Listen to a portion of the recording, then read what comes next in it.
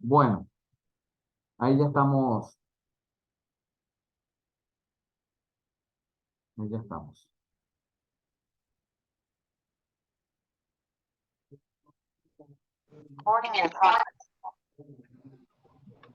Bueno, ahí ya estamos entonces. Disculpen la interrupción. Bueno, ya todos pueden ver la presentación. Ah, me escuchan bien también, ¿verdad? Del otro lado.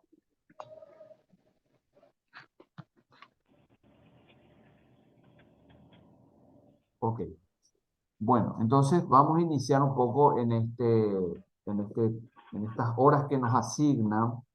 Vamos a ver la parte de presupuesto, ¿no es cierto? Primeramente vamos a ver todo el contexto y también la manera en que se elabora un presupuesto y cuál es la finalidad del presupuesto, ¿no es cierto? Tenemos que partir de un concepto general, más de un marco conceptual de lo que es las finanzas públicas y en ese marco tenemos que ver qué es la hacienda pública, ¿verdad? Y ahí lo definimos de la siguiente manera.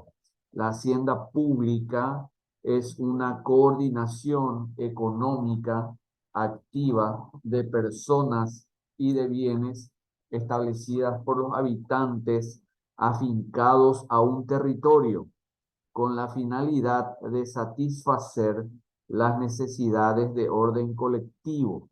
O en otros términos, podemos decir eh, que uno de los objetivos de la hacienda pública es atender los servicios públicos en su más amplio significado. Por eso la hacienda pública es una coordinación activa de personas y de bienes. Por ejemplo, una de las funciones primordiales que tiene el Estado es la de brindar un servicio eh, a la ciudadanía, de prestar un servicio público de acuerdo a las necesidades del mercado o de acuerdo a las necesidades de los habitantes de un territorio. Una de las funciones principales del Estado es la equidad, ¿verdad?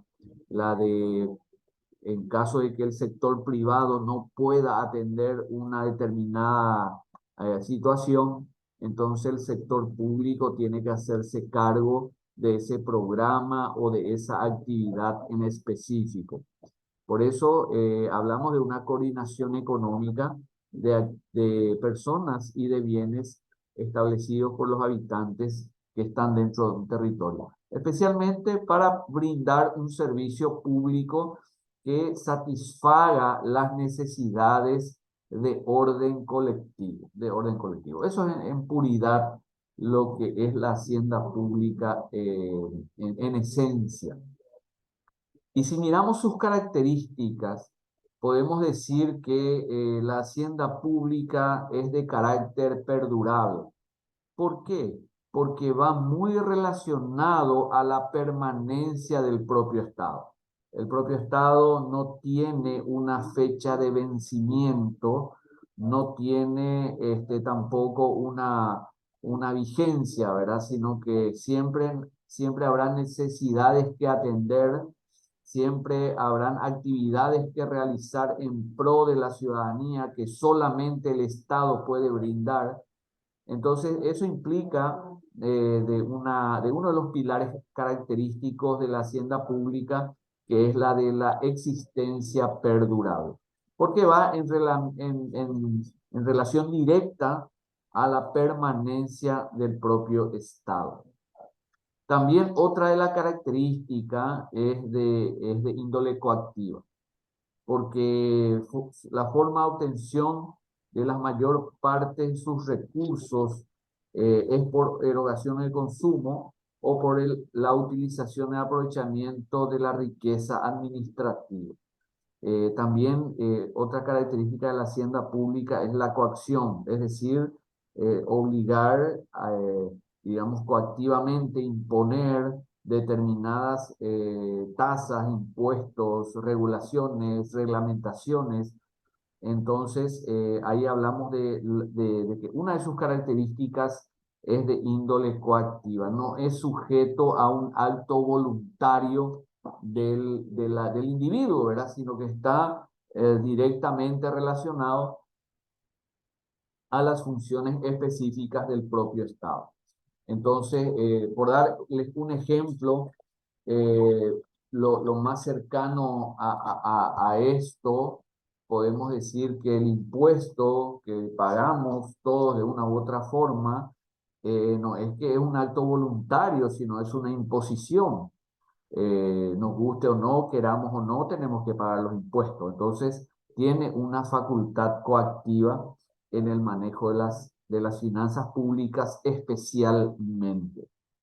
También es dependiente, porque si miramos desde el punto de vista de la condición y composición de sus órganos dependientes, si hay una hacienda pública, también hay una hacienda privada.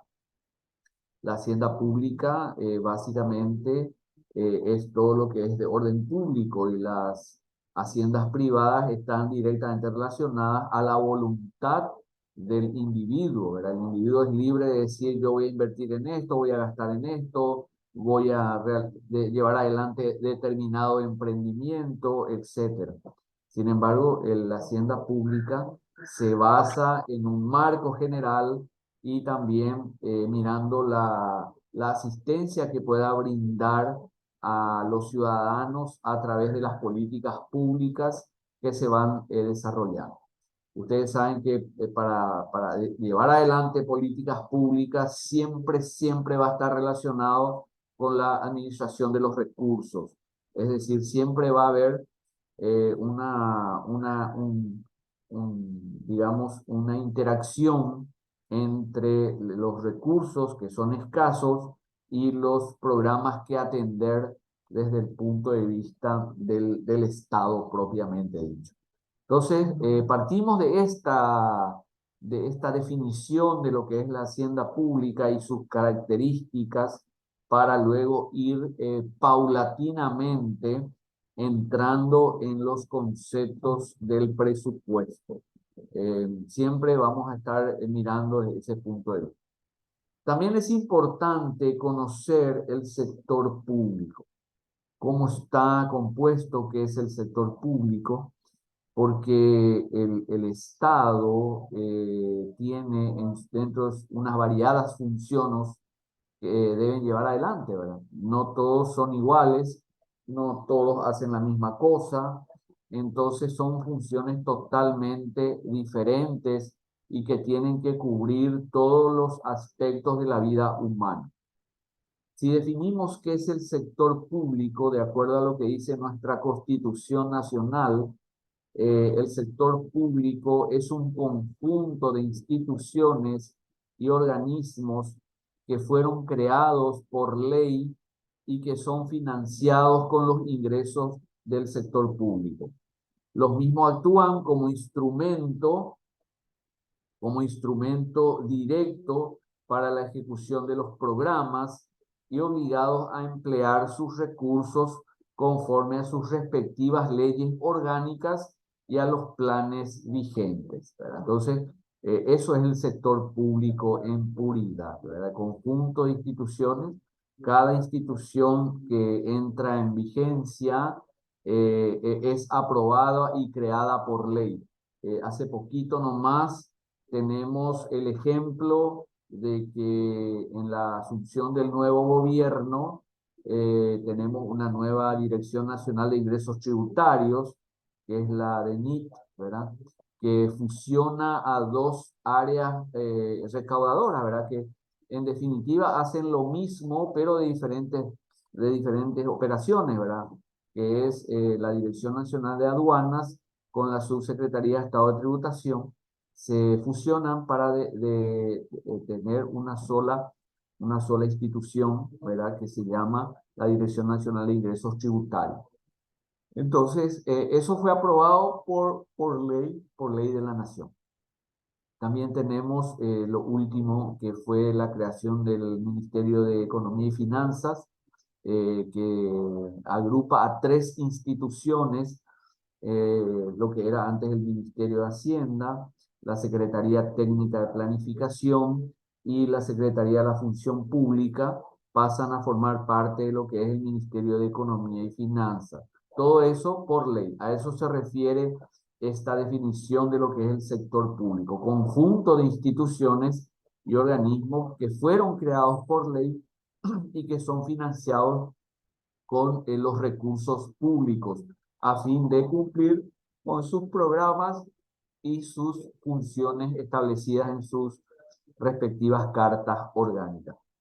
¿Cómo está compuesto el sector público? Esto es muy importante desde el punto de vista del presupuesto.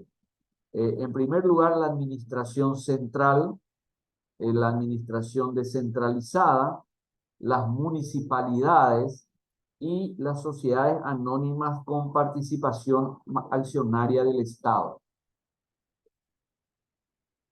Ahí vamos a ir desglosando cómo, ¿verdad? Entonces, las entidades de la administración central es toda organización pública con personería jurídica y patrimonio propio y por jurisdicción a cada una de las siguientes unidades institucionales que compone el Poder Legislativo, el Poder Ejecutivo y el Poder Judicial. Forman parte de la administración central, ¿verdad? Entonces, en ese marco es que tenemos digamos, el concepto de lo que es la administración central. Hablamos de los 3 poderes del Estado, más la Defensoría del Pueblo, más otras instituciones que forman parte de la administración central. En contrapartida, las entidades descentralizadas son aquellos que asumen responsabilidades y autoridades propias de la administración central, a las que se le ha otorgado una cierta autarquía administrativa, es decir, una independencia económica del Estado, pero que algunas reciben sus ingresos básicamente a través del presupuesto. Cuando hablamos de las entidades descentralizadas, entonces si desgranamos un poco el concepto de lo que es una entidad de la administración descentralizada, podemos decir que son entidades que toman algunas funciones de la administración central, a las que se le ha dado cierta autarquía administrativa. Eso significa una cierta independencia económica del Estado, pero que algunas básicamente se financian a través del presupuesto. Entonces, vamos a ir ampliando un poco lo que es el concepto de las entidades descentralizadas en nuestra ciencia, ¿verdad? Cuando miramos un poco cada una de las entidades. Ejemplo, ustedes me dirán, bueno, ¿cuál puede ser un ejemplo de entidad descentralizada? Y las universidades nacionales son entidades descentralizadas, porque tenemos un órgano central que rige la educación en el Paraguay, que es el Ministerio de Educación y Ciencias, pero otra vez tenemos una administración descentralizada para la administración de los recursos de las universidades del sector terciario. Hoy en día tenemos 10 universidades públicas que forman parte del PGN, del Presupuesto General de la Nación. ¿Qué significa cuando hablamos de independencia económica del Estado? Significa ahí hay 2 conceptos que nosotros tenemos que identificar, ¿verdad? Lo primero es, se puede distinguir 2 tipos de entidades descentralizadas, como ser, por ejemplo, los entes autónomos y los entes autárquicos. Hay una diferencia bastante marcada entre lo que son las entidades autónomas y las entidades autárquicas. No es lo mismo. La autonomía más bien son autonomía normativa y la autarquía significa autofinanciación. Entonces, ahí tenemos que distinguir muy bien estos dos conceptos. Si miramos un poco, los organismos autónomos, que son entidades oficiales creadas por ley, sujetos al derecho público, poseen patrimonio propio, separado, pero no independiente del Estado, del fisco, y tienen autonomía de gestión financiera, pero sus ingresos básicamente lo reciben del presupuesto. Entonces, cuando hablamos de entidades autónomas, hablamos un poco que en el caso de las universidades nacionales, cada una de estas unidades tienen la capacidad de crear sus propias reglas, sus propias autonomías, sus propios reglamentos, entonces son autónomos, pero financia su presupuesto con impuestos, básicamente con fue lo que llamamos fuente 10, que más adelante vamos a estar desglosando con mayor detalle. Sin embargo, los organismos autárquicos o llamados también empresas públicas son también entidades descentralizadas. Son sociedades, son creadas por ley, son también sujetos al derecho público, eh, básicamente, directa o indirectamente, posee una participación accionaria de capital social, en algunos casos, en forma independiente o asociada con terceras personas, se autofinancian y comercializan los bienes y los servicios que producen por un precio. Entonces, cuando tenemos una entidad autárquica es cuando una entidad que no recibe un solo guaraní de los impuestos, sino que se autofinancian con la venta de sus propios bienes y los servicios. Por ejemplo, la ANDE, por ejemplo, la INAC, puertos, entidades autárquicas por excelencia, ¿verdad? Se autofinancian y se autosustentan. En cambio, los autónomos eh, tienen autonomía normativa, pero desde el punto de vista de los recursos depende de la administración central. Por eso se distinguen a las entidades descentralizadas, dos tipos de entidades descentralizadas. La primera, que es una entidad autónoma, y la otra que es una entidad autárquica. Hay que manejar muy bien estos conceptos porque a veces se confunde lo que es la autonomía de la autarquía. La autonomía significa que soy semi-independiente, pero dependo de la administración central, dependo de los ingresos tributarios para financiar mi presupuesto. O también podemos, el caso de los autárquicos, no.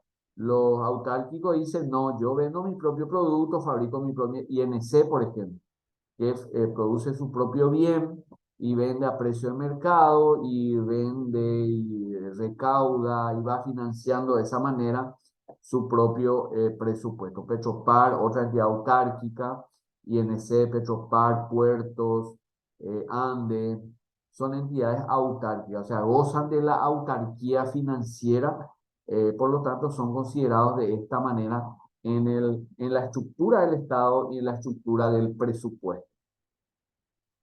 También un concepto de lo que son los municipios. Son los órganos de gobierno local con personería jurídica que dentro de su competencia tienen autonomía política, administrativa y normativa, así como autarquía en la recaudación e inversión de sus recursos. Actualmente son más de 250 municipios que están operando en todo el país. La ley 3966, la ley orgánica municipal, establece los requisitos necesarios para también poder crear por ley lo que son los nuevos municipios, ¿verdad? Por ejemplo, tener más de 10.000 habitantes, tener un centro de salud, tener una escuela, una plaza, una iglesia, Son requisitos que la ley pone para poder conformar un municipio, ¿verdad? Bueno, entonces, si hacemos una pequeña diferenciación con la hacienda privada, complementando el concepto de hacienda pública, en cuanto tiene lugar, cuando existe un patrimonio bien definido, un organismo personal, personas físicas o jurídicas y un conjunto de actos por lo que ese patrimonio se administra. Existe pues una coordinación de patrimonio y de personas que caracterizan el referido concepto. Se refiere a lo que se puede hacer con el conjunto de bienes que permite una persona. Por eso, complementando el concepto de lo que es la hacienda pública con la hacienda privada, el privado siempre va a buscar el crecimiento patrimonial, va a buscar ganar siempre, va a buscar la rentabilidad, va siempre buscar aumentar su propio patrimonio, ¿verdad? Sin embargo, en la hacienda pública no persigue el crecimiento patrimonial, sino la satisfacción de las necesidades de orden colectivo. Bueno, ya dijimos esta diferencia. Acá están desglosados las entidades de la administración central. Por ejemplo, el Tesoro Público. El Tesoro Público es una entidad que está inserta dentro del Ministerio de Economía y Finanzas, hoy día ex Ministerio de Hacienda.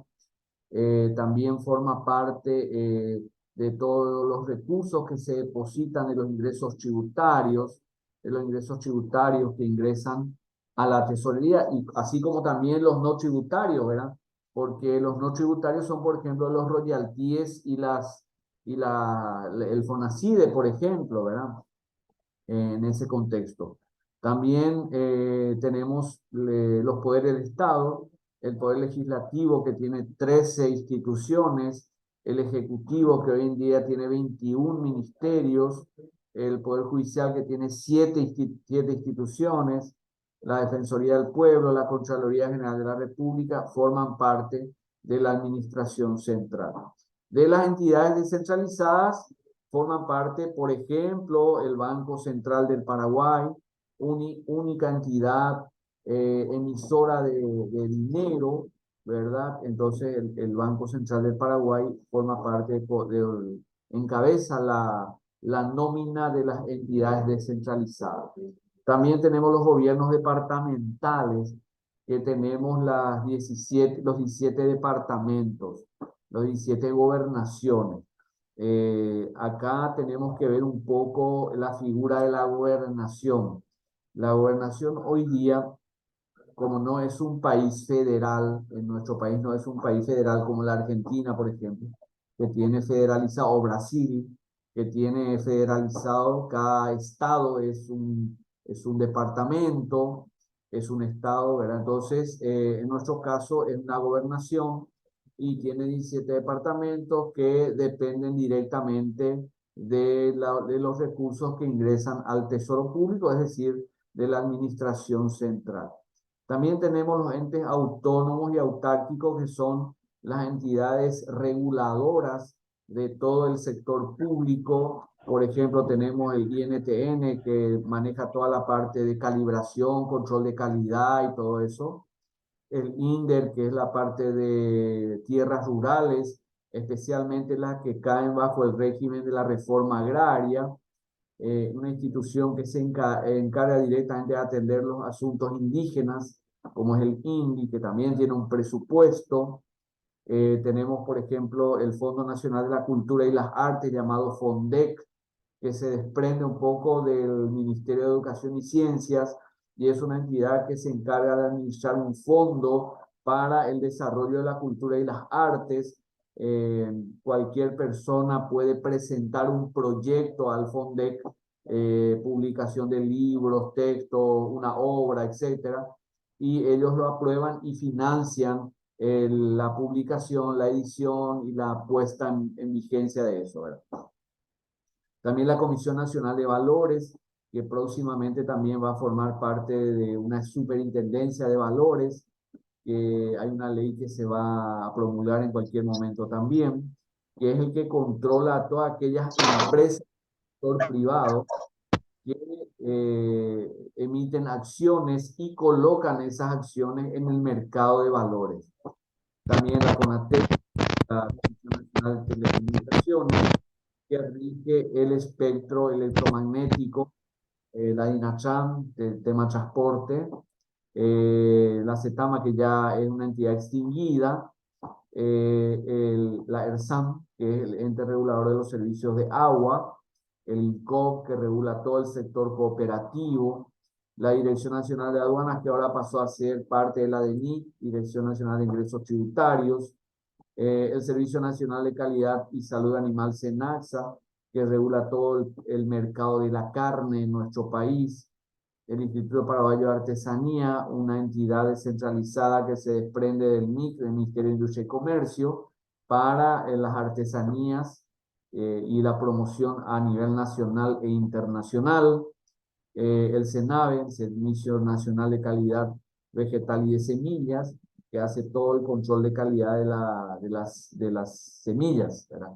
Entonces, y certifica la calidad de las semillas, ¿verdad? Entonces, tiene ese trabajo, esa tarea, también que se desprendió del Ministerio de Agricultura y Ganadería. También la DNCP, la Dirección Nacional de Compras Públicas, que regula todas las compras que hace el Estado. Ahora tiene una nueva ley, la ley 7021, que es la nueva ley de compras públicas, que deroga la ley 2051, la famosa ley 2051 de contrataciones públicas, el Instituto Forestal Nacional, la Secretaría del Ambiente, que hoy ya es Ministerio del Ambiente, el Instituto Paraguayo de Tecnología Agraria, que también es un órgano que se desprendió del Ministerio de Agricultura, Senavitat, que ahora es un ministerio del Hábitat, el MUP, y la Dirección Nacional de Correos de INACOPA, que se desprendió también de obras públicas para su servicio. Y otras instituciones descentralizadas que entran dentro de los órganos reguladores, las entes reguladores dentro del Estado, dentro de la estructura misma del Estado. También tenemos la entidad de seguridad social, el caso del IPS y las demás cajas, por ejemplo, el de los obreros ferroviarios, del personal de la ANDE, la caja de los bancos y afines, y la caja del personal municipal. Entre las empresas públicas podemos citar a la ANDE, a Puerto, a la INAC, a Petropar, a INC, eminentemente autárquicas, porque aquí son entidades que básicamente se autofinancian, ¿verdad? Lo mismo ocurre con las 5 entidades financieras que son autárquicas, ¿verdad? Ahí entramos el Banco Nacional de Fomento, el Crédito Agrícola de Habilitación, el Fondo Ganadero, la Caja del Ministerio de Defensa Nacional y la Agencia Financiera de Desarrollo, la AFD, y las universidades nacionales. Bueno, entonces ya conocida la estructura del Estado, vamos paulatinamente ingresando en el tema de la administración financiera del Estado, especialmente enfocando al presupuesto. Entonces, si miramos un poco en nuestro país, tenemos lo que se llama el SIAF. ¿Qué es el SIAF? ¿Verdad? El Sistema Integrado de Administración Financiera.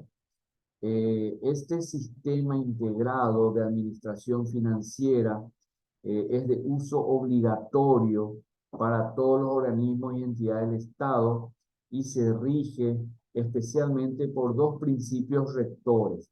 El primero, la centralización normativa, y la segunda, la descentralización operativa, con el objetivo de implementar un sistema de administración e información financiera dinámica que integre y armonice las diferentes tareas derivadas de la administración de los recursos asignados a las entidades y organismos del Estado para el cumplimiento de sus respectivos objetivos, programas, metas y funciones institucionales, estableciendo los mecanismos de supervisión, evaluación, control de gestión necesarios para el funcionamiento del sistema. O sea que en el sector público paraguayo manejamos el SIAP, el Sistema Integrado de Administración Financiera del Estado, ¿verdad? Principalmente parte de dos principios rectores muy importantes. La primera, la centralización normativa, y la segunda, la descentralización operativa. Eso está en la misma Ley de Administración Financiera del Estado, la Ley 1535 del año 99, que habla de estos dos principios rectores de la Administración Financiera del Estado. ¿Y qué significa la centralización normativa y la descentralización operativa? La centralización normativa significa que un solo ente que se encargará de establecer la centralización normativa, o sea, centralizar toda la emisión de las normativas. Por ejemplo, hoy en día el Ministerio de Economía y Finanzas es el Ministerio de Hacienda. Ahora el Ministerio del MEF, el Ministerio de Educación y Finanzas, que se encarga de hacer todas las normativas en todos los ámbitos, ¿verdad? Ya sea en el ámbito presupuestario, en el ámbito de compra, ahora con la nueva ley de contrataciones que le da amplias atribuciones, la ley 7021, también habla en materia contable, en materia de tesorería, manejo de recursos, o sea, es un poco la centralización normativa, un solo órgano encargado de emitir las normativas y los límites y todo lo que significa la aplicación y la correcta aplicación de los recursos públicos. Y la descentralización operativa, que básicamente se dirige a todos los organismos y entidades del Estado, que cada uno se encarga de llevar adelante sus procesos y sus programas en sus distintas facetas. Por eso hablamos de los principios generales, ¿verdad? En primer lugar, el SEAF regula la administración financiera del Estado, que pasa a constituir un conjunto de sistemas, normas básicas, procedimientos administrativos de entidades y dependencias, ¿verdad? También el establecimiento del SEAF, que habla la ley, que es de carácter obligatorio, y que se rige por los principios rectores, que es la centralización normativa y la descentralización operativa. Implementa un sistema de administración e información financiera muy dinámica. Su ámbito de aplicación, todos los organismos y entidades del sector público. Si miramos un poco el sistema de integrado de administración financiera SIAF, en cuanto a sus objetivos primordiales, podemos verificar que uno de los primeros objetivos es la de establecer en el sector público un sistema de información y administración financiera dinámica, especialmente que integre y armonice las diferentes tareas derivadas de la administración de los recursos asignados a las entidades para el cumplimiento de sus objetivos, programas, metas y funciones institucionales, ¿verdad? Estableciendo los mecanismos de supervisión, evaluación, control y del sistema propiamente. Bueno, si miramos un poco los componentes del SIAF, eh, cuando hablamos de los componentes, hablamos un poco que el sistema, el primer módulo que compone el SIAF, ahora vamos a ver lo que compone el SIAF. ¿Qué es el SIAF? El Sistema Integrado de Administración Financiera tiene varios componentes, y uno de ellos es el sistema de programación presupuestaria. Todo lo que atañe a la presupuestación de cómo se va a usar la plata dentro del sector público está dentro de este sistema, porque el presupuesto viene a ser como una regla de juego o la manera en que los organismos y entidades del Estado deberán usar sus respectivos presupuestos, ¿verdad? Entonces, el sistema de programación presupuestaria está en todas las fases de la preparación del presupuesto. No es que el presupuesto se hace hoy y mañana ya se aplica, no. Ahora se está discutiendo los números del presupuesto para el año 2024, o sea, un año antes ya se está trabajando, dame este, te doy este, te saco este. Es un tire y afloje entre los distintos actores, tanto la institución que pide el presupuesto, tanto el Ministerio de Economía y Finanzas, tanto el Congreso, la bicameral, que es la que aplica los recortes, eh, digamos, los recortes que se deben aplicar a cada caso en particular. Todo eso se va registrando y se va incluyendo dentro de lo que es en el sistema de programación presupuestaria, también llamado SIPP, ¿verdad? Sí, ¿verdad?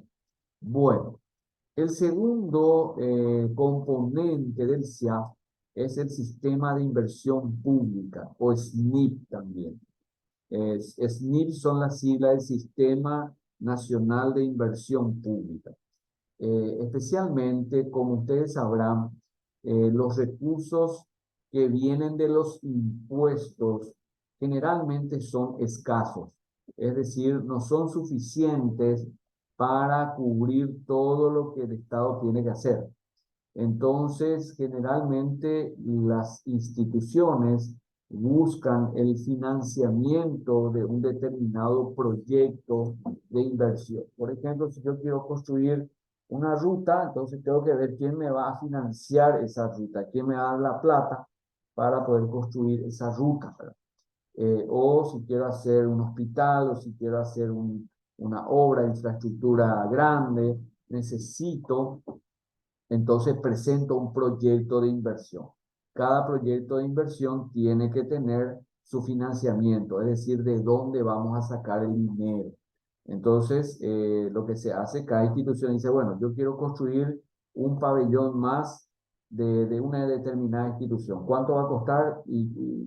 800 millones de guaraníes. Bueno, ¿quién te va a financiar? Y estamos hablando con la COICA, que la COICA me va a financiar para, entonces yo presento un proyecto al Ministerio de Economía y Finanzas, a la Dirección de Inversión Pública, esto lo evalúa y si se aprueba, se da un código de SNIP, se da como una autorización para que la institución pueda incluir al año siguiente en su presupuesto y eso pueda formar parte de un proyecto de inversión. Es decir, también sirve para originar y dar seguimiento a todos los proyectos que van a ser financiados en el sector público. Por eso esta parte es muy importante también cuando hablamos del sistema de la inversión pública como segundo componente de lo que es el SIAP, ¿verdad? Después también contamos con el sistema de tesorería, también denominado CITE. El sistema de tesorería, básicamente lo que se usa es para el manejo de fondos. Hoy en día es uno de los sistemas más efectivos que tenemos a través del pago directo a proveedores y el pago por red bancaria, ¿verdad? Hoy en día ya prácticamente el salario público de todos los sectores, médicos, docentes, militares, policías, funcionarios en general, reciben su salario por red bancaria, es decir, a través de la red bancaria. Ya prácticamente no se usa la figura del cheque, ¿verdad? Excepcionalmente se usa, pero ya en menor medida, ¿verdad? Y la constitución de lo que se llama la CUT, la cuenta única del tesoro, donde van a parar todas las recaudaciones o los recursos de las distintas instituciones que lo administra la tesorería general. Todo eso en el sistema de tesorería. Después vamos a ver cómo funciona esa parte, ya operativamente hablando.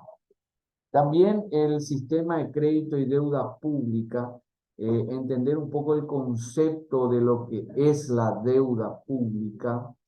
La deuda pública viene a ser cuando el tesoro público es el que se endeuda. Se endeuda tomando un préstamo o colocando bonos del tesoro para poder recaudar, para poder fondear determinados programas. No es que cada institución se va y se endeuda con un organismo para financiar su presupuesto, no. Hay un solo órgano por la centralización normativa que se encarga de contraer un préstamo o colocar un bono para financiar un determinado proyecto o una determinada actividad que el Estado va a emprender. Es decir, es un sistema donde tenemos el stock de nuestra deuda, ya sea con el Fondo Monetario, con el Banco Mundial, la CAF, el Banco Mundial, con todos los organismos financiadores que brindan fondos al Paraguay y luego se le paga la amortización de la deuda, la comisión y los intereses de la deuda pública. También el sistema de contabilidad forma parte del sistema de administración financiera. La ejecución del presupuesto básicamente se hace a través de los registros contables en cada planilla, cada factura o cada operación, tanto por el lado del ingreso como por el lado de los gastos que se van desarrollando a lo largo de un ejercicio fiscal. Entonces, el sistema de contabilidad es el que registra todas las transacciones y es el que me va indicando el grado de ejecución de un presupuesto que fue elaborado en su momento. Bueno, después tenemos un sistema de control, específicamente cuando hablamos del control, hablamos del control interno y de la auditoría interna institucional. La ley 1535 de Administración Financiera del Estado nos habla de que el sistema de control necesariamente recaerá sobre el control interno y sobre la auditoría interna institucional, que no son lo mismo, ¿verdad? ¿Por qué? Porque el control interno entra a trabajar antes y durante la operación. Es decir, el antes y el durante de la operación. Sin embargo, cuando hablamos de la auditoría interna institucional, estamos hablando de que sí puede entrar la auditoría interna después de los hechos. Generalmente, los que manejan la auditoría nunca entran en el durante, en el antes y el durante, sino que el después de todas las actividades. Entonces, hoy en día tenemos ese margen de control, ¿verdad? Que significa tener este sistema de control, ya sea de una auditoría interna institucional o a través del control interno. Y el CIARE, ¿qué es el CIARE? Hasta ahí es CIAF. Y el CIARE es el CIAF más otros módulos, ¿verdad? El Sistema Integrado de Administración de Recursos del Estado. Ahí entramos en el sistema de recursos del Estado. Ahí entra, por ejemplo, el SINAR. ¿Qué es el SINAR? El Sistema Nacional de Recursos Humanos. Es un sistema también, en donde va todo el historial del personal, donde va todo el legajo del funcionario del Estado en cuanto a su capacitación, años de aporte, años de antigüedad, todo lo que implica el legajo del personal se registra a través de lo que conocemos el sistema de recursos humanos, ¿verdad? Este es un sistema muy ágil que se utiliza mucho en este proceso, específicamente en el proceso de administración de los recursos del Estado. También en otro importante vínculo tenemos a la Dirección Nacional de Contrataciones Públicas. Hoy día la Dirección Nacional de Contrataciones Públicas regula las compras que hace el Estado a través de la ley de contrataciones públicas y a través de las distintas modalidades de adquisición que tiene el sector público, ¿verdad? En este caso, hoy en día ya con la nueva ley cambiaron las figuras de las compras y las nuevas modalidades de compra. a efectos de ir aplicando las novedades dentro de lo que se prevé en la nueva ley de contrataciones públicas. También un sistema de administración de bienes del Estado. Hoy día se está trabajando fuertemente en un componente que se llama el SIABIS, el Sistema Integrado de Administración de Bienes y Servicios, que en puridad lo que va a hacer es registrar todas las compras que hace el Estado en un sistema de inventarios que va a servir también de base para presupuestar, para poder de alguna manera también contemplar y planificar las compras que va a hacer el Estado.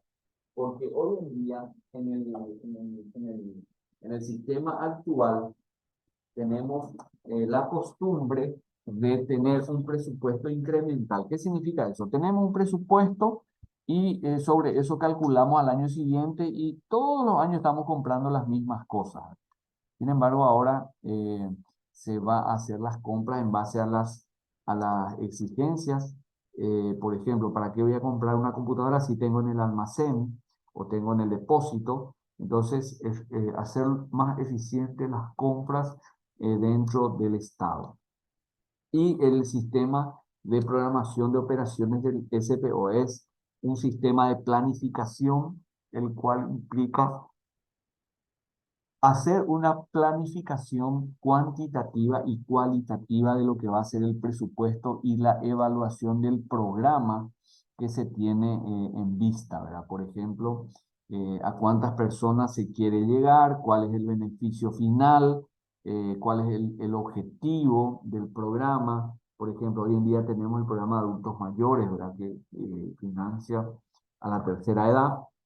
Entonces, vemos que a cuántas personas queremos llegar, a quién le podemos incluir, etcétera, etcétera. O sea, se van diseñando de acuerdo a un sistema de planificación.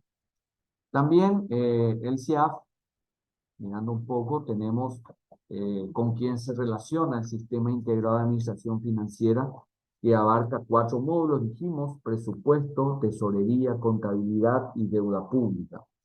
El CIAF se relaciona con el SINAR, con el Sistema de Recursos Humanos, a través del legajo y de la planilla del pago de salarios, a través del sistema de compras públicas, a través del sistema de inversión pública, el código SNIP, a través de la SED, validando los documentos que se van cargando en el sistema SOFIA, que es el sistema que administra las aduanas, el CIPAP, que es el sistema de pago del Paraguay, y el sistema de bienes del Estado, ¿verdad? Son los módulos que van anexados al CIAP.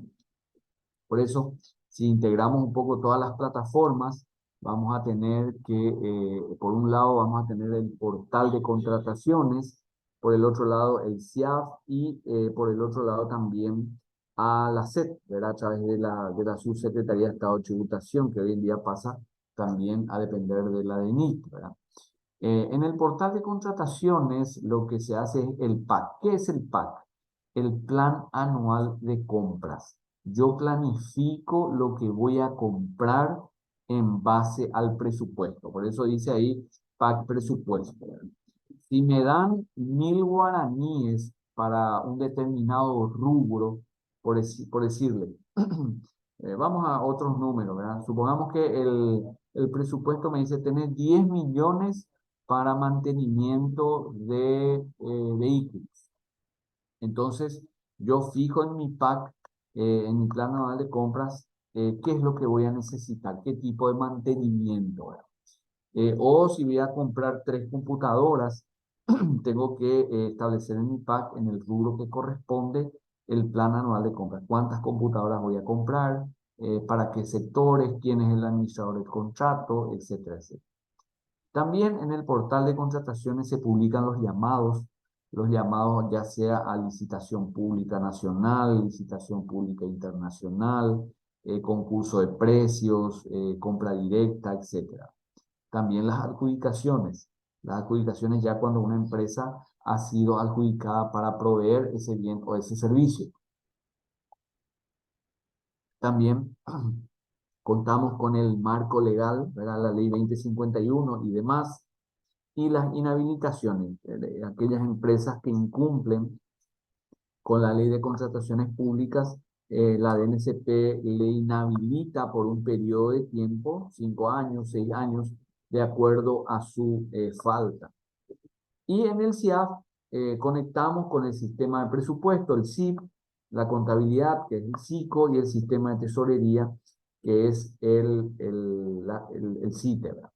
Y el RUC, ambos común para ellos el RUC, porque cuando la DNCP, a través del portal, adjudica un llamado, por ejemplo, una institución necesita comprar medicamentos, hace un llamado a licitación pública, publica en el portal de contrataciones y ahí las empresas adquieren lo que se llama el pliego de bases y condiciones. En el pliego de bases y condiciones están establecidas las normas o las reglas de la compra. Entonces, el proveedor o el interesado va y prepara su carta oferta. Prepara la carta oferta y le presenta a la institución en un sobre cerrado. Y ese tiene un día que se fija para la apertura de sobres. La apertura de sobres significa ver las distintas ofertas. Si tienen 3 oferentes, entonces las 3 presentan las ofertas para ver quién va a ser el adjudicado. Y una vez que se adjudica a la empresa A, B o C, entonces la DNCP emite lo que se llama un código de contratación y ese código de contratación sale. ¿Y cómo se le identifica a la empresa ganadora? Por el RUC que se le identifica. Es decir, si ganó Toyotoshi S.A., por ejemplo, la aplicación de, de proveer maquinarias o equipos de transporte, entonces sale con el RUC de Toyotoshi. Entonces, eso sirve para el portal de contrataciones, así como también en el CIAF. En el portal de contrataciones se vincula con el código de contratación y en el CIAF en la contabilidad al momento de obligar ese gasto y al momento de provisionar para su pago correspondiente. Entonces, son las vinculaciones y las plataformas que hoy en día tenemos vinculados dentro de este proceso. Bueno, también los subsistemas del CIAF, ahora mirando un poco ya con mayor detenimiento, los subsistemas del CIAF, en primer lugar tenemos el SIP, el sistema de presupuesto. Ahí tenemos la programación presupuestaria. La programación presupuestaria es todo un evento, ¿verdad? ¿Por qué? Porque lo primero que sale para elaborar el anteproyecto de presupuesto es un decreto de lineamiento. Ese decreto de lineamiento, el Poder Ejecutivo, por ley, tiene un plazo hasta el 30 de abril para poder sacar el decreto de lineamiento, es decir, las reglas de juego de cómo se va a elaborar el presupuesto para el año siguiente. Entonces, a partir de ahí, la entidad toma esas reglas y va ajustando y va elaborando su presupuesto, hasta presentarlo a Hacienda o a Economía y luego eso se va a derivar. También dentro del mismo sistema de presupuesto tenemos el PAC, el Plan Anual de Compras. Ahí se detalla por rubro cuántos mantenimientos voy a tener, cuántas computadoras voy a comprar, cuántos vehículos voy a comprar, cuántas obras voy a construir, etcétera, etcétera. También tenemos la figura del plan financiero. ¿Qué es el plan financiero? El plan financiero viene a ser la distribución del presupuesto aprobado en los 12 meses del año. Hablando mal y pronto, sería la mensualización del presupuesto, es decir, cada institución elabora su plan financiero diciendo cómo va a gastar, si va a necesitar compra de insumos, por ejemplo, puede programar en abril una compra de insumos, en julio otro y en noviembre otro. Entonces tiene 3 compras que va a hacer en el año, ¿verdad? Entonces tiene un plan financiero de cómo va a gastar ese presupuesto en los 12 meses del año. También dentro de este mismo proceso del SIP tenemos las modificaciones. Esas modificaciones la ley prevé dos tipos de modificaciones: la reprogramación presupuestaria o la ampliación presupuestaria. La primera, la reprogramación presupuestaria, es la reasignación de rubros, sacar de uno para llevar a otro. Si un administrador ve que le está sobrando presupuesto en viáticos, por ejemplo, y necesita comprar útiles, puede hacer una reprogramación presupuestaria, bajando el monto del viático y aumentando el monto de la compra de útiles. Entonces, está haciendo una distribución de los recursos. Entonces, sin variar la base o el monto, por eso se llama reprogramación. Por eso hay que ir mirando cómo se va dando nuestro uso o nuestra ejecución misma del presupuesto. También eso es la reprogramación presupuestaria. Luego tenemos la ampliación presupuestaria. Esto es un poco más engorroso, porque la reprogramación se pueden aprobar por distintos niveles de decisión. Si es una reprogramación entre instituciones del Estado, es por decreto del Poder Ejecutivo. Si es dentro de un mismo programa, es por resolución del ministro de Hacienda o el ministro de Economía hoy día, ¿verdad? Entonces, eso ocurre en las modificaciones. Sin embargo, en una ampliación presupuestaria, sí o sí hay que hacerlo por ley. Y al hacerlo por ley, hay que recurrir al Congreso Nacional. Entonces, ya ahí entra en un ámbito de discusión, no solamente presupuestario y financiero, sino que también en un ámbito político, ¿verdad? Entonces, ahí ya entramos en otro estamento, ya entramos en otro nivel de decisión, ¿verdad? Por eso el plan financiero, perdón, las modificaciones presupuestarias son bastante... Siempre para ampliar el presupuesto hay que saber de dónde vamos a sacar la plata para poder financiar. Lo único que se puede ampliar el presupuesto por decreto sin pasar por el Congreso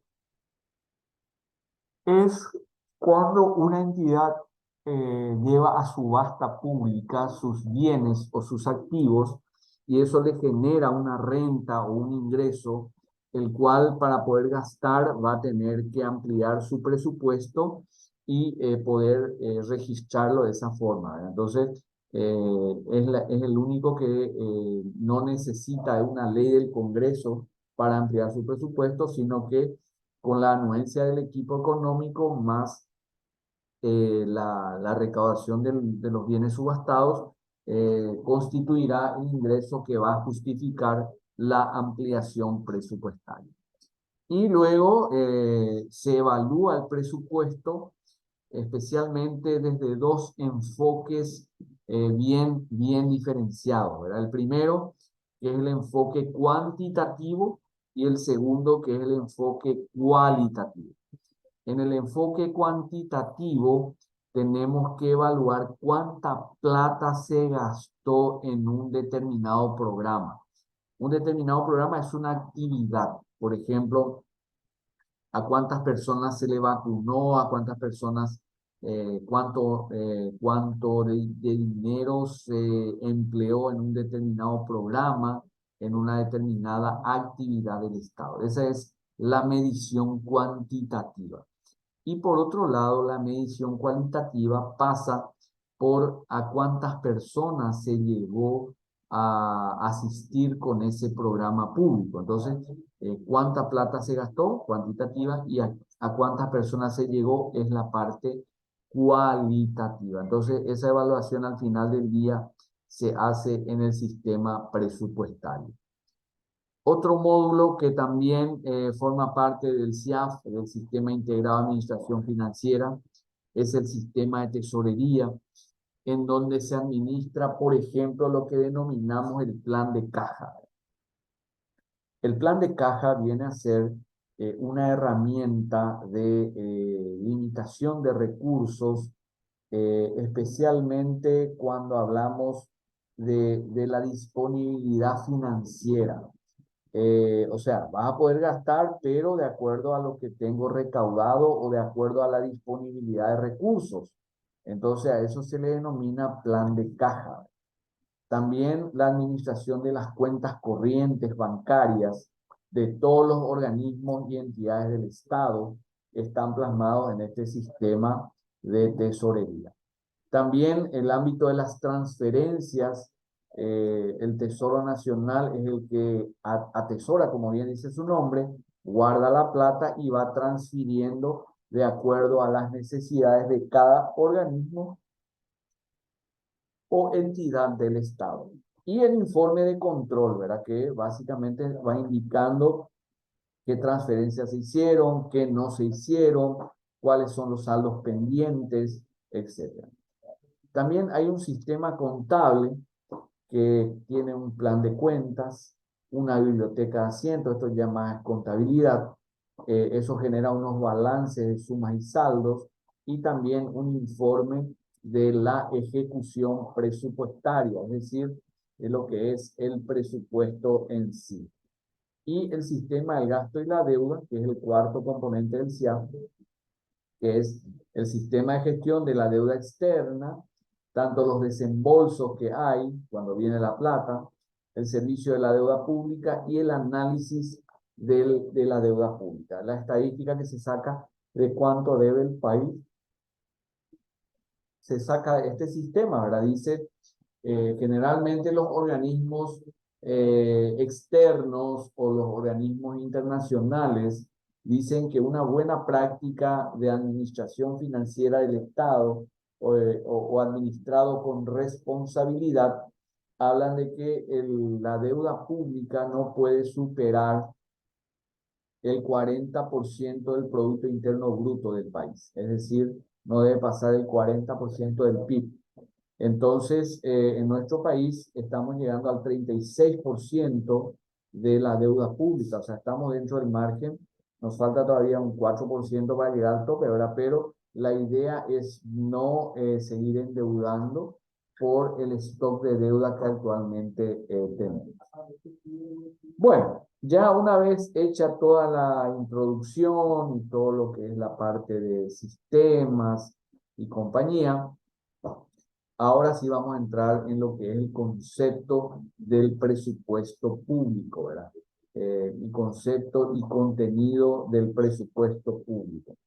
Si definimos lo que es el presupuesto público, es el instrumento más importante de la administración financiera del Estado y que está ligado íntimamente con la política de Estado. Por eso se dice que es la herramienta de política económica de corto plazo. El presupuesto es básicamente un instrumento de elaboración de lo que va a hacer el Estado o de qué actividades va a llevar adelante en el corto plazo, ¿verdad? Es un instrumento muy, muy importante. ¿Y por qué se llama presupuesto?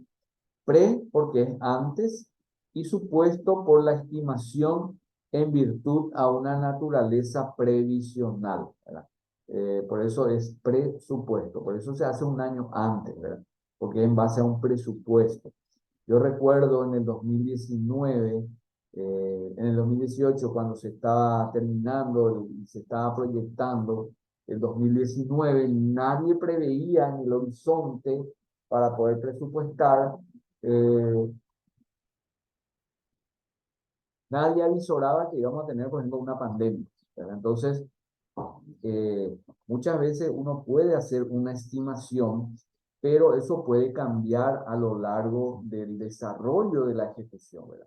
En condiciones normales, generalmente el presupuesto se hace un año antes con la previsibilidad de lo que va a ser el año que viene, ¿verdad? En cuanto a la variable macroeconómica, los fenómenos climáticos, la coyuntura económica, una pandemia, etcétera, etcétera. Entonces, por eso se llama antes y supuesto, ¿verdad? Por eso se elabora un año antes, como es nuestro caso, que ahora se están discutiendo los números y las cifras en el Congreso Nacional. Si le hacemos el concepto, es el proceso de asignación financiera de gastos y recursos para cumplir con los objetivos concretos, determinando en lo posible unidades de medida, es decir, sacando a través de alguna unidad de medida. Por eso el presupuesto es un proceso de asignación financiera de gastos y recursos para cumplir con los objetivos del Estado, ¿verdad? Si miramos un poco el contenido, el sistema del presupuesto es el conjunto, si lo miramos como sistema, es el conjunto de normas, técnicas, métodos y procedimientos empleados y de organismos involucrados en el proceso presupuestario en sus fases de programación, formulación, aprobación, ejecución, modificación, control y evaluación de los ingresos y egresos y su financiamiento. No todo se queda en la presupuestación, sino que hay un proceso de programación donde se programa lo que se va a hacer, se formula dándole montos, eso se discute y se aprueba. Una vez aprobado, se ejecuta, se va llevando adelante. En la medida de las necesidades de la ejecución, eso se puede ir modificando a lo largo del año. Por eso existen dos figuras muy importantes, que es la modificación presupuestaria a través de la reprogramación o la ampliación presupuestaria. Control y evaluación de los ingresos y egresos y su manera de financiación. Quiero hacer aquí una aclaración breve de que en el caso de los municipios, ellos están por fuera del PGN. Ellos no están dentro del presupuesto general de la nación que se aprueba en el Congreso.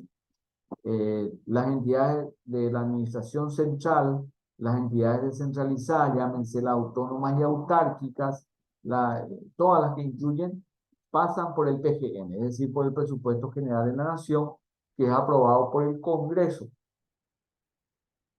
No así el de los municipios, ¿verdad? Porque el municipio lo elabora el Ejecutivo Municipal, o sea, la Intendencia, y le aprueba la Junta Municipal. Es decir, ellos envían un proyecto de presupuesto a la Junta y la Junta es el que aplica todos estos procesos de aprobación. Entonces le aprueba el presupuesto y es lo que el intendente tiene que ejecutar al año siguiente. También ocurre lo mismo con las empresas de participación mayoritaria del Estado. Ejemplo, ESAP, FEPASA, CAPASA, todo lo que son entidades cuyas acciones están en poder del Estado. También ellos, el presupuesto no pasa por el PGN, sino que se elabora en base a lo que dice su consejo de administración, el cual es el que autoriza el nivel de gasto o el nivel del presupuesto. Y el que al final del día es el que también estudia si el presupuesto fue bien hecho o fue bien aplicado, etcétera, etcétera. Por eso, en materia sistémica, esa aclaración es muy, muy importante. Por eso, si miramos un poco en cuanto a su conceptualización y a lo que dice el artículo 5 de la ley 1535 del año 99, habla de que el presupuesto es el instrumento de asignación de recursos financieros para el cumplimiento de las políticas y los objetivos estatales. Constituye la expresión financiera del plan de trabajo anual de los organismos y entidades del Estado.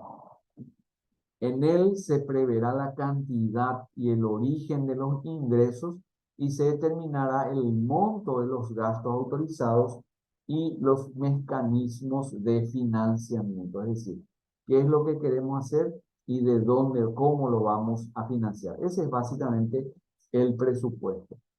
Solo poner como ejemplo, cuando se va a llevar adelante una actividad económica en cualquiera de las facetas humanas, ¿verdad? Suelo dar a los alumnos, por ejemplo. Ellos, por ejemplo, presentan un proyecto, dicen, queremos viajar por fin de curso a Camboriú. Este es un proyecto, pero eso es lo que quieres hacer. Pero, ¿cómo vas a financiar eso, verdad? Y probablemente eh, hay que mirar qué es lo que se va a gastar para poder financiar, ¿verdad? Para ver el financiamiento. Y bueno, necesito colectivo, necesito un chofer, necesito una hotelería, alimentación, hospedaje, eh, todo lo que es la parte de logística, o sea, una serie de actividades que tienen un costo. Entonces, eso se plasma por el lado del gasto. Y en base a ese gasto planificado, se mira cómo se va a financiar. Y probablemente con aportes del gobierno, con aportes de personas, de individuos, rifas, polladas, etcétera, para llegar a juntar esa plata. Es lo mismo que ocurre en el Estado, ¿verdad? Entonces, es un ejemplo nada más. ¿Qué es lo que queremos hacer y de dónde vamos a sacar los recursos para poder financiar ese programa o ese proyecto? También, como sistema, es un conjunto de normas técnicas, métodos, procedimientos empleados en el proceso presupuestario en sus distintas fases, la de programación, formulación, aprobación, en la ejecución misma, en la modificación, en el control y la evaluación de los ingresos y egresos y en el financiamiento. Bueno, también en cuanto a su elaboración, el presupuesto se elabora por programas y con técnicas adecuadas para la asignación de los recursos financieros del Estado, ¿verdad? En algún momento se había sacado una ley fue la ley 1636 del año 2000, que básicamente aplicaba una técnica que usan mucho algunos países, como es el presupuesto base cero. El presupuesto base cero es olvidarme de lo que tenía el año pasado y comenzar un presupuesto real en base a las necesidades reales de la institución. Entonces, se aplicó un año, pero no tuvo el efecto que se quiso, entonces se siguió haciendo por programas y por alguna técnica de actividad. Bueno, en cuanto a los aspectos generales y a la característica, aquí hay algunos puntos que son importantes mencionar. En el sector público, los ingresos tienen un carácter estimativo y su monto ejecutado podrá ser superado o no alcanzado. En este caso, lo que nos dice la norma es que los ingresos son preventivos, pero no limitativos. ¿Qué significa eso? Yo puedo presupuestar que voy a recaudar 1000, porque el presupuesto se hace por el lado del ingreso y por el lado del gasto. Entonces yo puedo presupuestar en el ingreso que voy a recaudar 1000 guaraníes, pero coyunturalmente hubo una muy buena recaudación y en vez de 1000 recaudé 1500, entonces el presupuesto no me limita, es decir, no porque no esté en el presupuesto yo no voy a ejecutar. Entonces eso es lo que da a entender esta parte, ¿verdad? Que los ingresos tienen un carácter estimativo y su monto ejecutado podrá ser superado o también puede que no se alcance, ¿verdad? Ya dependiendo un poco de la coyuntura de la recaudación del año. Por su parte, los gastos tienen un carácter limitativo y no se podrán superar salvo que haya alguna autorización legal muy bien específica, ¿verdad? Por eso el presupuesto es limitativo, limita, es decir, si yo tengo 1000 guaraníes para comprar insumos, no puedo gastar 1100, solamente 1000 guaraníes. No como en el ingreso, que si hay más recaudación, yo no tengo problema de hacerlo, ¿verdad? ¿Por qué? Porque la ley me permite sobrepasar mi estimación. También en el marco jurídico y financiero se interpreta como el que ha de ajustarse la totalidad de su actuación, ya que fuera de él no cabe realizar ninguna actividad o de gestión. ¿Qué significa eso? Que todas las actividades económicas y financieras que una institución va a llevar adelante tiene que estar debidamente presupuestado. Todo debe pasar por el presupuesto. Si es ingreso genuino, si es una donación, si es un aporte, alguien vino a regalar plata, todo, por más que sea un regalo, una donación, una herencia, eso debe entrar por el lado del presupuesto de ingresos para poder prever el gasto para su utilización. Todo es presupuestado. También es un documento económico, se constituye en una de las funciones más importantes que cumple todo gobierno, a través del cual trata de poner en práctica o promover sus objetivos. Por eso son en cuanto a los aspectos generales y las características en el sector público en cuanto a esta herramienta que se llama presupuesto.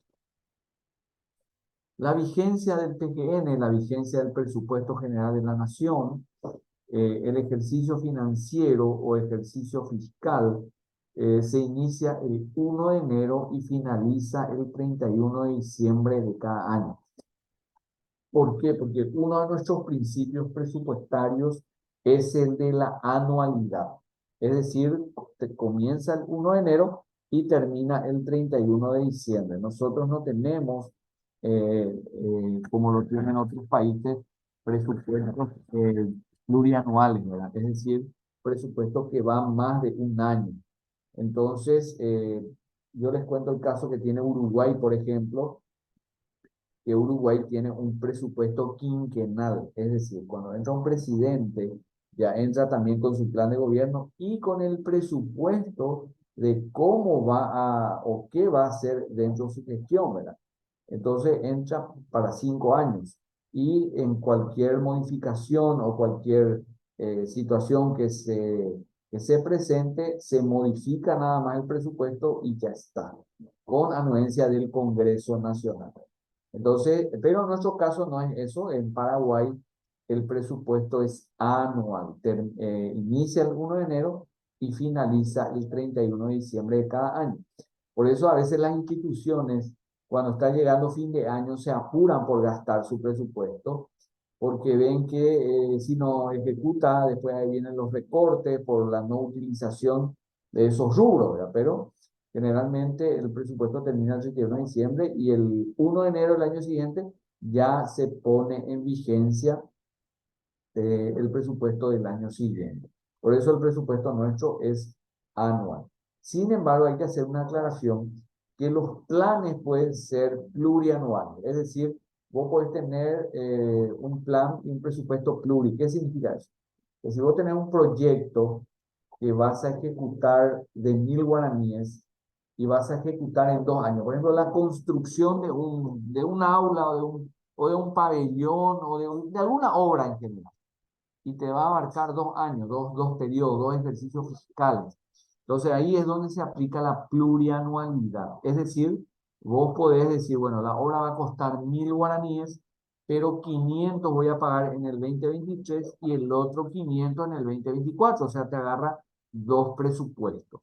Entonces, a eso se refiere cuando hablamos de los presupuestos plurianuales. También en las situaciones previstas por el artículo 217 de la Constitución Nacional, seguirá vigente el presupuesto del ejercicio fiscal en curso. Esta es una figura que se había dado un par de veces en nuestra nueva organización administrativa pública, ¿verdad? Que el presidente de la República tiene el derecho constitucional de vetar el presupuesto que viene del Congreso. Vamos a ver los plazos. Cuando en aquel entonces el Ministerio de Hacienda envía un presupuesto al Congreso y el Congreso envía un presupuesto al Ejecutivo, pero inflado en 3 veces, entonces el Ejecutivo dice, no, este presupuesto es inaplicable, este presupuesto no es razonable. Entonces el presidente tiene un derecho constitucional de vetar, es decir, el veto es rechazo, ¿verdad? Entonces, él puede recurrir a través de un decreto de vetar el presupuesto. Al vetar el presupuesto, ¿qué es lo que ocurre al año siguiente? Se sigue la misma directiva del presupuesto del año anterior, con los mismos montos, sin crecimiento vegetativo, etcétera, etcétera. La figura del crecimiento vegetativo, por ejemplo, se da mucho en el sector educativo y en el sector de fuerzas públicas, por ejemplo, los militares y la policía, ¿verdad? Porque, por ejemplo, cada año se van incorporando al cuerpo de seguridad los nuevos cadetes egresados, los nuevos docentes que se incluyen dentro del sistema educativo. A eso se le llama crecimiento vegetativo, es decir, el crecimiento normal. Entonces, en esos casos, cuando el presidente veta, los perjudicados son las instituciones que tienen crecimiento vegetativo, que al año siguiente necesitan contratar personas o incorporarlo en sus nóminas para que puedan funcionar correctamente. También seguirá vigente el presupuesto del ejercicio fiscal en curso durante la tramitación de la objeción parcial o total por parte del Poder Ejecutivo del proyecto de ley de presupuesto general de la Nación sancionado por el Congreso. Cuando aceptada la objeción parcial por parte del Congreso, este no decidiera sancionar la parte no objetada de dicho proyecto. O cuando se produce la objeción total, ambas cámaras no confirman la sanción inicial del Congreso. Entonces, estos mecanismos constitucionales están regulados en el artículo 19 de la ley 1535/99.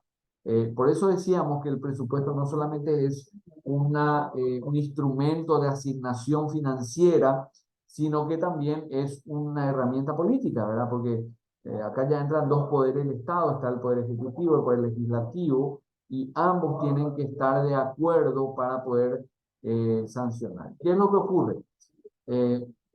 Vamos a ver cómo se van desarrollando los distintos procesos presupuestarios a lo largo de la vida de una institución. Bueno, en cuanto al sistema de planificación, la teoría del presupuesto habla de que toda empresa o entidad privada siempre precisa planificar.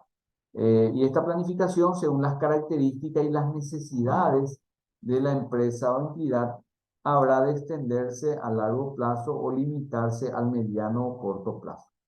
El instrumento característico para la planificación a corto y mediano plazo se denomina presupuesto. ¿Qué significa eso? Que en nuestro caso, el presupuesto se elabora en base a una planificación.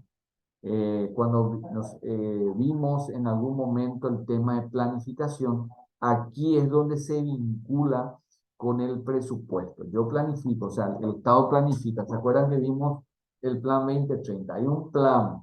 Para ejecutar ese plan yo tengo que ir tomando medidas parciales para llegar al objetivo 2030, ¿verdad? Entonces, eso a través del presupuesto, a través de la correcta asignación de los recursos públicos, ¿verdad? Entonces, por eso se llama que los sistemas de planificación y de presupuesto van de la mano, ¿verdad?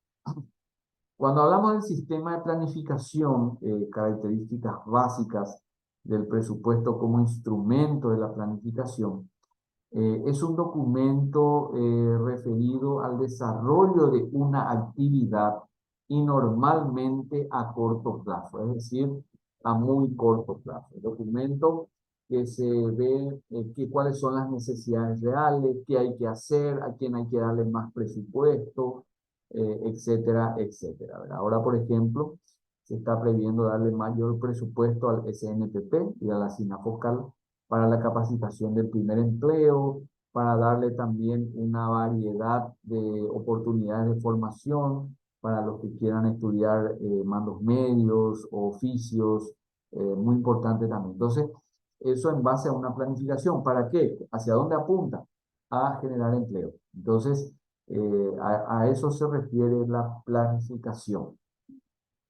También su contenido principal es el conjunto de gastos necesarios e imprescindibles para realizar esa actividad. Obviamente que para llevar adelante una actividad están los gastos conexos, significa contratar docente, implica contratar insumos, alquilar locales, útiles, materiales, etcétera, etcétera. Cada uno tiene sus gastos conexos, es decir, los gastos que son muy imprescindibles para llevar adelante esa actividad. Y eso es lo que se presupuesta dentro del presupuesto, ¿verdad? Es lo que se asigna y lo que se incorpora dentro del PGM. También contiene los instrumentos de financiación de dichos gastos, cómo se va a financiar.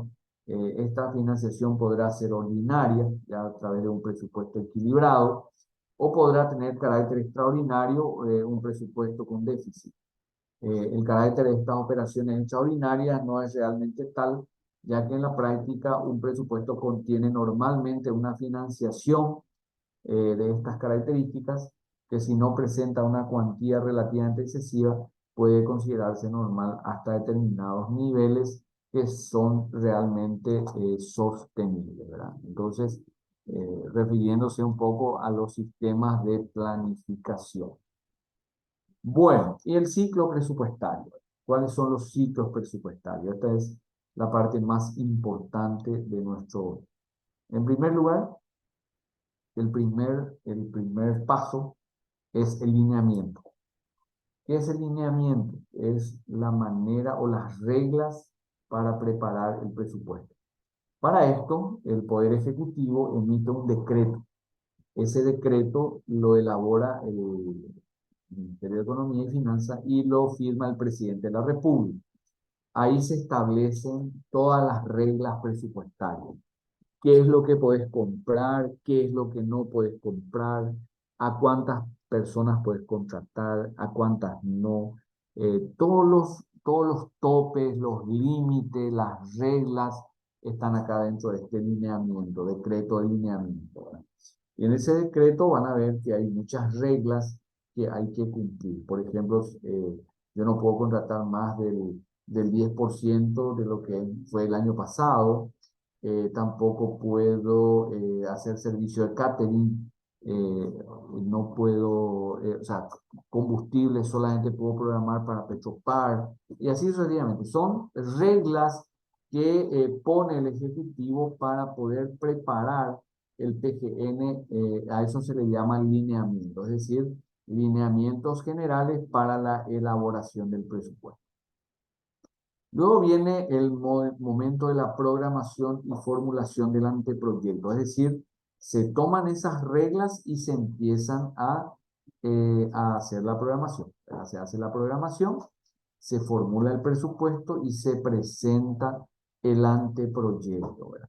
El anteproyecto que presenta cada organismo del Estado al Ministerio de Economía y Finanzas. También el otro es la formulación del proyecto.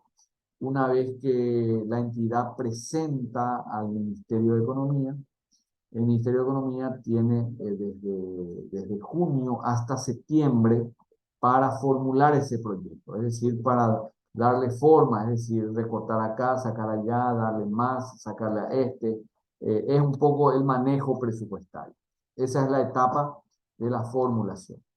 Y luego viene el estudio del proyecto. Eso ya es en el ámbito del Congreso Nacional.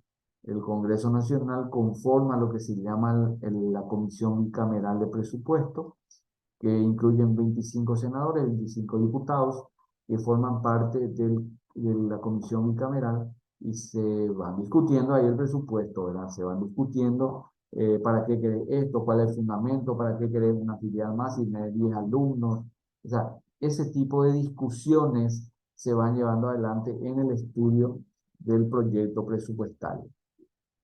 Luego viene el periodo de aprobación del presupuesto, cuando la bicameral lo envía al plenario de la Cámara de Diputados lo envía a senadores con modificación, luego senadores envía a diputados para modificación, vuelve al Senado y el Senado aprueba. Eso se llama sanción parcial. Cuando aprueba diputado es sanción completa y eso pasa al Ejecutivo para su promulgación. ¿Y quién promulga? El presidente de la República a través de un decreto del Poder Ejecutivo. O sea, es un vaivén de cosas dentro del ámbito mismo. Luego viene la ejecución. La ejecución, se ejecuta ese presupuesto, se lleva a la ejecución del presupuesto ya a través del gasto, de los ingresos y de cómo se va usando el dinero que se ha presupuestado. Entonces a eso se le llama ejecución presupuestaria de gastos, ¿verdad? Y luego tenemos el control y la evaluación, se controla, se evalúa, ya dijimos de manera cuantitativa, de manera cualitativa, y ahí se evalúa la efectividad del programa. Si yo veo que el programa ya no tiene mucho efecto, entonces se elimina y se redireccionan los recursos, ¿verdad? Mira, este programa ya no tiene sentido y vamos a meterle acá y vamos a darle mayor énfasis a este programa. Entonces se van redireccionando los recursos. Por eso es importante el control y la evaluación.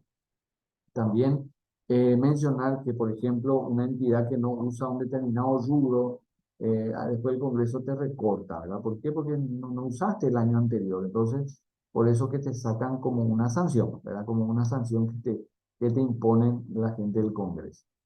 Y luego viene el cierre del presupuesto. El cierre del presupuesto. Todos los gastos que fueron obligados y que no pagados constituyen la deuda flotante de la entidad y por ley tiene tiempo hasta el último día del mes de febrero para poder pagar esa deuda, ¿verdad?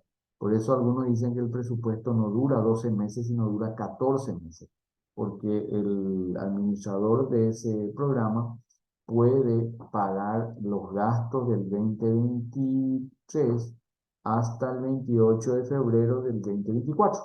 Entonces son 14 meses que están ahí pendientes de pago, ¿verdad? Entonces, es lo que denominamos la deuda flotante. Ahí en ese momento se cierra y se liquida el presupuesto. Y luego, para terminar todo el ciclo y el proceso, viene el informe financiero. El informe financiero es un informe que se emite, es lo que por el artículo 240 de la Constitución Nacional habla de la rendición de cuentas. Al terminar todo el ciclo presupuestario, termina con el informe financiero. El informe financiero es un insumo donde por cada institución, el informe financiero es una herramienta muy grande, lo pueden encontrar en la página web del Ministerio de Economía. Ahí tiene 5 tomos. En el primer tomo está toda la parte de ejecución, ingresos, balances. Luego tenemos el estado del presupuesto, luego tenemos el estado de la deuda pública, tenemos el estado de las empresas públicas y finalmente el, el módulo de los municipios, ¿verdad? Entonces, el informe financiero tiene 5 tomos que pueden acceder a él para ver cómo gastó cada institución su plata. Eso va al 30 de abril. El ministro de Economía y Finanzas debe presentar al presidente de la República y el presidente de la República tiene que enviar al Congreso Nacional al 30 de abril. Y luego, ahí termina el ciclo presupuestario. Y una copia. Y la otra copia envía al Congreso Nacional. Entonces, ahí lo que hace al Congreso Nacional y el otro a la Contraloría General de la República. Entonces, ¿qué es lo que hace la Contraloría? Audita el informe financiero y mira cada una de las entidades.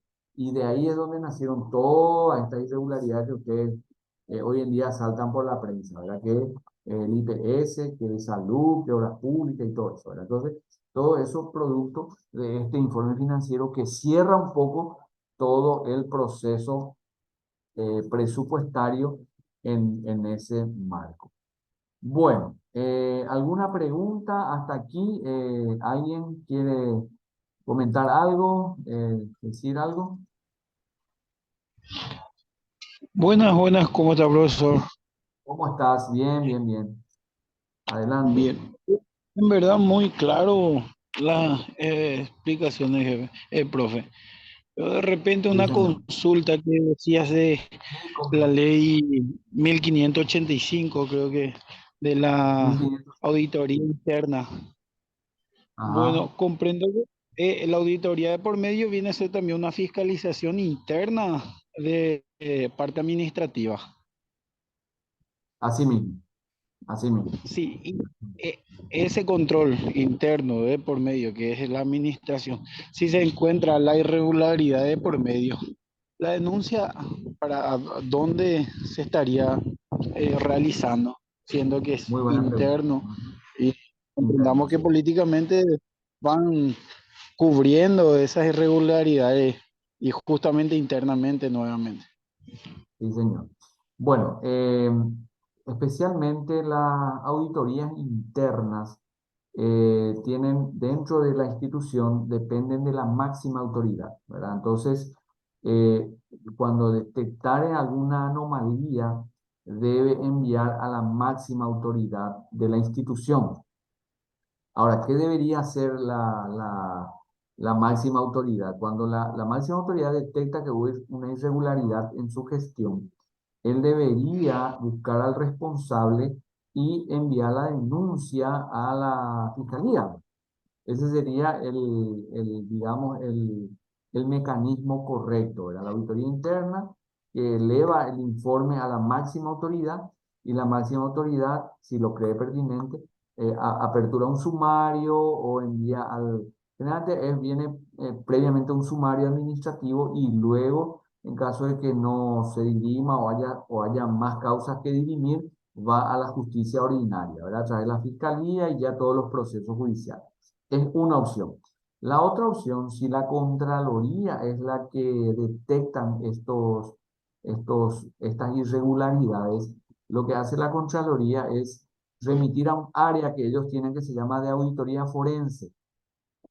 Esa auditoría forense analiza jurídicamente todos los aspectos y si ameritar el caso envía también a la Fiscalía General de la República. Entonces, ambos procesos podrían derivar a una causa penal o judicial, ¿verdad?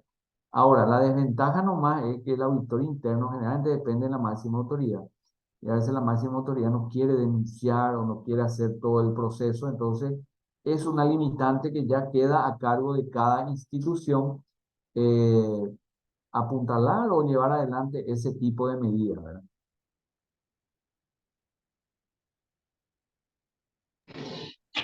Excelente, muchas Profe, gracias por la explicación, profe. profe, este es el Señor, caso que se daría más el tema de los municipios y las gobernaciones, que muchas veces después del dictamen y de la práctica forense remitida, se remite directamente al Ministerio Público de Delitos Económicos, ¿verdad? sí, La señor. cual, después de los descargos correspondientes que se hace a las partes por el derecho a la defensa, por lo que hace referencia, ¿es así, profe?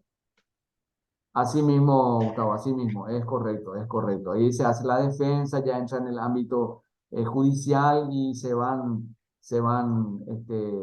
porque ahí lo que se mide un poco también es, dentro de lo que es el sumario y todo el proceso, es el perjuicio patrimonial que puede estar ocasionando una mala praxis o una mala aplicación de los recursos, ¿verdad? Entonces, el perjuicio patrimonial y la responsabilidad.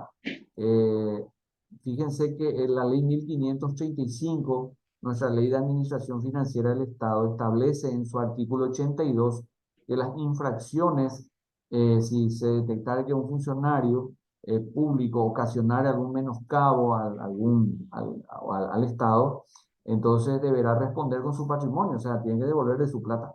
Entonces, pero es correcto lo que decís, va a un proceso judicial y se judicializa. Ahora, ustedes me dirán, ¿y por qué no se hace en todos los casos? Bueno, en el medio tenés la voluntad política, tenés las negociaciones, no le vamos a denunciar porque es nuestro amigo, nuestro correligionario, y ahí generalmente esto queda a medio caminar, ¿verdad? Entonces, pero ese es el proceso correcto.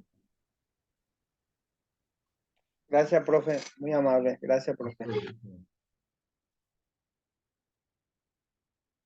Bueno, excelente. Bueno, si no hay más preguntas, entonces vamos a dejar aquí y nos vemos el próximo miércoles en este mismo espacio. ¿Les parece? Muchas gracias, profe, excelente, Bueno, profe. muchas gracias a todos. Buen resto de Muchas jornada. Nos gracias, vemos. profe. Excelente.